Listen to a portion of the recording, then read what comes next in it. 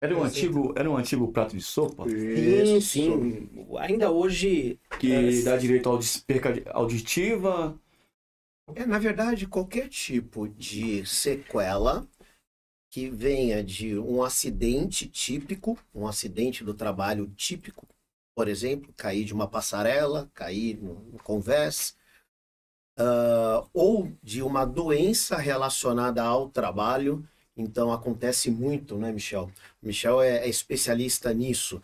Você pega muito, por exemplo, operador de RTG, operador de portainer, aquela posição totalmente não ergonômica em que eles acabam ficando, afeta a coluna vertebral, parte lombar, parte cervical e também acaba comprometendo os ligamentos, em especial dos membros superiores, que você fica ali no joystick, Aquela posição. né, naquela posição por muito tempo.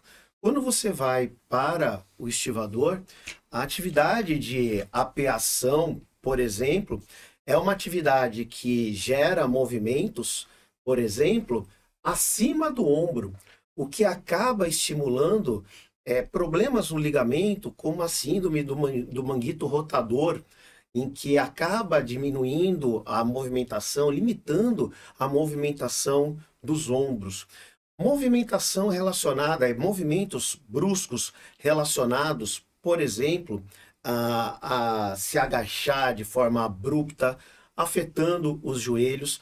E nós temos algumas situações, Alexandre, em que, assim, por isso que eu falo da preocupação que o trabalhador portuário deve ter, em que nós propusemos a ação, e normalmente na ação judicial, o que a gente faz? A gente faz o chamado pedido sucessivo.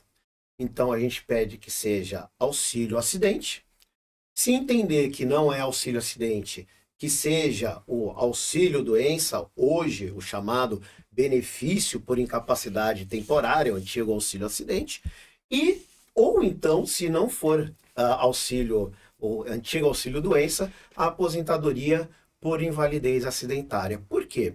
Porque no processo judicial é elaborado um laudo médico, e nesse laudo médico é que vai ser analisada a doença, as sequelas dessa doença ou do acidente, a relação com o trabalho, pode ser uma relação direta ou ela pode ser indireta.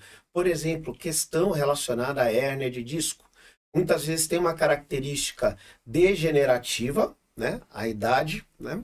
Mas a forma não ergonômica, os esforços que são realizados no trabalho, acabam fazendo com que a evolução dessa doença corra de uma forma mais rápida. É a chamada concausa, né? Então tem a causa direta, foi o trabalho que causou a doença, ou a concausa, a forma como o trabalho é realizado, contribuiu, mas não foi a única causa para gerar a doença.